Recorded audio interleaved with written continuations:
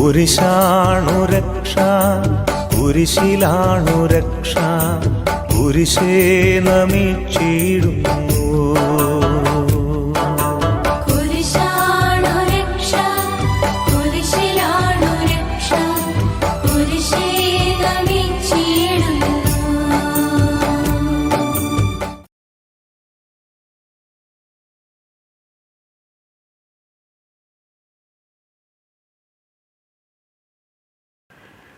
മെസ്സേഞ്ചേഴ്സ് of mother Mary സഖ്യത്തിൻ്റെയും ജപമാല സഖ്യത്തിൻ്റെയും ആഭിമുഖ്യത്തിൽ ഈ നോമ്പുകാലത്ത്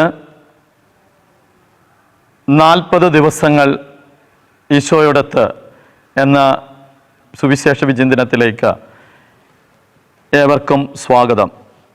ഈശോ മിശിഹായ്ക്ക് സ്തുതിയായിരിക്കട്ടെ.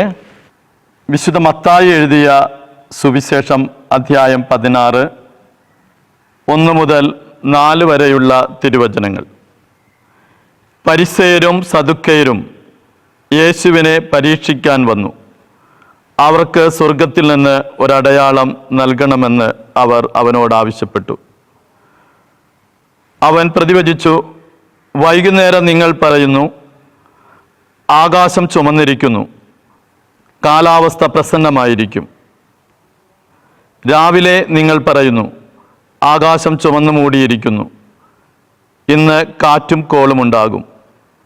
ആകാശത്തിൻ്റെ ഭാവഭേദങ്ങൾ തിരിച്ചറിയാൻ നിങ്ങൾക്ക് കഴിയുന്നു, എന്നാൽ കാലത്തിൻ്റെ അടയാളങ്ങൾ തിരിച്ചറിയാൻ നിങ്ങൾക്ക് കഴിയുന്നില്ല. ദുഷിച്ചതും അവിശ്വസ്തതയുമായ തലമുറ അടയാളം അന്വേഷിക്കുന്നു. യോനായുടെ അടയാളമല്ലാതെ മറ്റൊരടയാളവും അതിന് നൽകപ്പെടുകയില്ല. അനന്തരം അവൻ അവരെ വിട്ടുപോയി. കർത്താവിൻ്റെ സുവിശേഷം. ക്രിസ്തുവേ, അങ്ങേക്ക് സ്തുതി. ക്രിസ്തുവിൽ സ്നേഹമുള്ളവരെ, നമ്മൾ വസിക്കുന്ന ഈ ലോകത്ത് ഒരുപാട് അടയാളങ്ങൾ നമുക്ക് കാണാനായിട്ട് കഴിയും.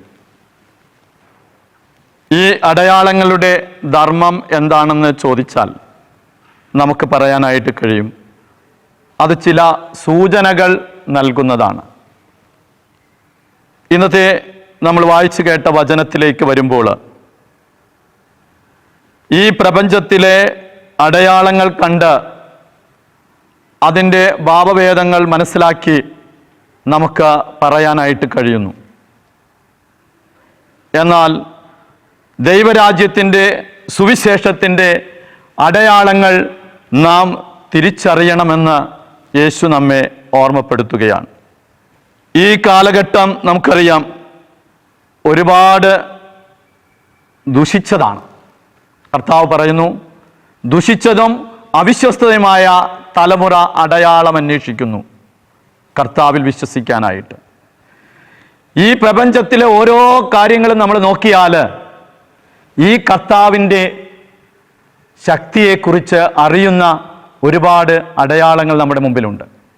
പക്ഷെ അതൊക്കെ നമ്മൾ മനസ്സിലാക്കാതെ കടന്നു പോകുന്നു.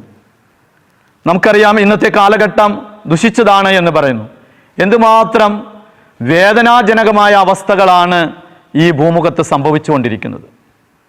കുരുന്നു മനസ്സുകളിൽ പോലും വിദ്വേഷത്തിൻ്റെ അല്ലെങ്കിൽ പകയുടെ പ്രതികാരത്തിൻ്റെ അവസ്ഥകളൊക്കെ നിറഞ്ഞു നിൽക്കുന്ന ഒരു കാലഘട്ടം.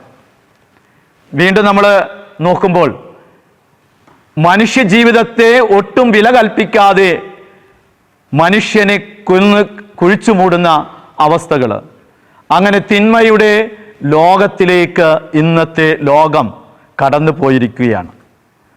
ഇവിടെ നാം സുവിശേഷത്തിൻ്റെ ദൈവരാജ്യത്തിൻ്റെ അടയാളങ്ങൾ ദർശിച്ച് ആ അടയാളങ്ങൾ നമുക്കൊക്കെ തരുന്ന സൂചനകൾ ഇതൊക്കെ ദൈവത്തിലേക്ക് കടന്നു വരുവാനുള്ളതാണെന്ന് തിരിച്ചറിഞ്ഞുകൊണ്ട് നമ്മുടെ ജീവിതത്തെ നവീകരിച്ചുകൊണ്ട് അടയാളം നൽകുന്ന സന്ദേശങ്ങൾ ജീവിതത്തിൽ ഉൾക്കൊണ്ടുകൊണ്ട് ജീവിക്കാനായിട്ട് തയ്യാറാകാം.